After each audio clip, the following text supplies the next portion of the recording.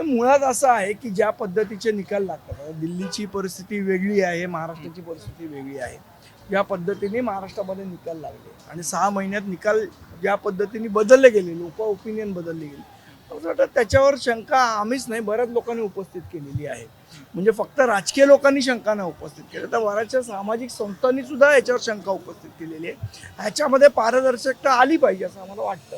संदीपजी, जिथे जिथे निवडणुका होत आहेत त्या राज्याचे एक मोठे दिग्गज असे चेहरे आहेत त्या पक्षांचे, त्या नेत्यांचा पराभव होतो आहे. महाराष्ट्रात सुद्धा काही प्रमाणामध्ये ते झालं, काल दिल्लीमध्ये निकालात सुद्धा ते चित्र आहे. याकडे कसं पाहता, या सगळ्या नेत्यांचा पराभव या निकालामध्ये असं होणं शक्य होतं का, किंवा त्यावरती सुद्धा काही चर्चा? मला असं वाटतं विरोधकांमध्ये एकी नसल्यामुळे या पद्धतीचे पराभव. आता जर काल आपण दिल्लीचा निकाल बघितला, ज्या पद्धतीने काँग्रेसचं मतदान वाढलंय त्याचा फटका निश्चितपणे आपला बसला. कदाचित आप आणि काँग्रेस एकत्र लढली असती, कदाचित दिल्लीचं चित्र थोडं वेगळं दिसलं असतं.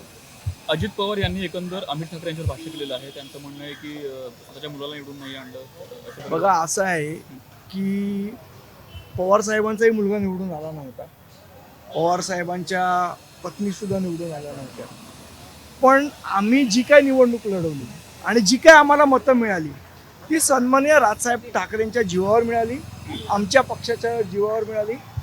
भाजपचा पदर पकडला किंवा मोदी साहेबांचं नाव घेतलं म्हणून आम्हाला मिळालेली मतं नाही आहेत. आणि अजित पवारांना जी मतं मिळाली आहेत ती भाजपबरोबर जी लग्नगाठ बांधली त्यामुळे मतं मिळाली आहेत.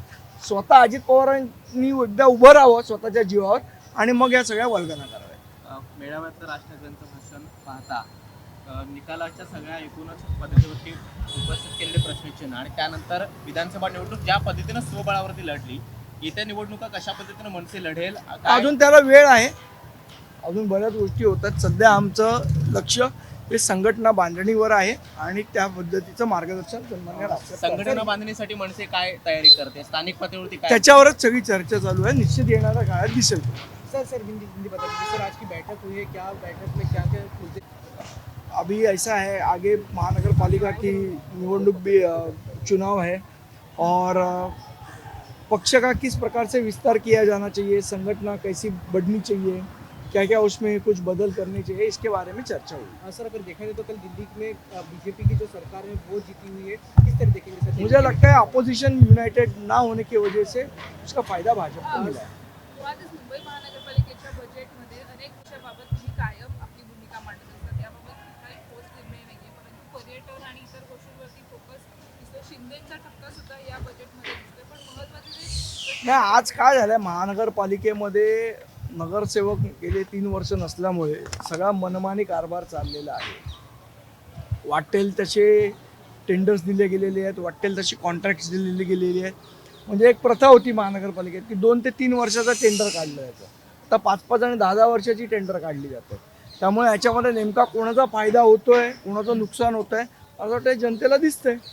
शिवाजी पार्क मैदानाबद्दल सुद्धा यापूर्वी तुम्ही अतिशय आक्रमक भूमिका घेतलेली. आता त्याची परिस्थिती काय आहे? माती हटवण्याबाबत नाही, शिवाजी पार्कची माती, आता जो IITचा नवीन अहवाल आला त्यामध्ये माती काढणं शक्य नाही असा अहवाल त्यांनी दिलेला आहे.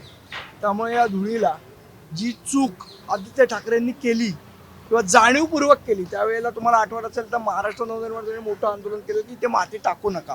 तरीसुद्धा स्वतःचा शहाणपणा दाखवत आदित्य ठाकरेंनी इथे माती टाकली आणि या मैदानाची वाट लावली. माझं तर म्हणणं की त्यांच्यावर FIR दाखल झाला पाहिजे. आज एवढी लोक आजारी पडतात त्या धुळीमुळे, कोणामुळे पडतायत? आदित्य ठाकरेंमुळे पडत आहेत. त्यामुळे त्यांच्यावर पण FIR दाखल झाला पाहिजे या सगळ्या चुकीसाठी. चल, ABP माझा, उघडा डोळे बघा नीट.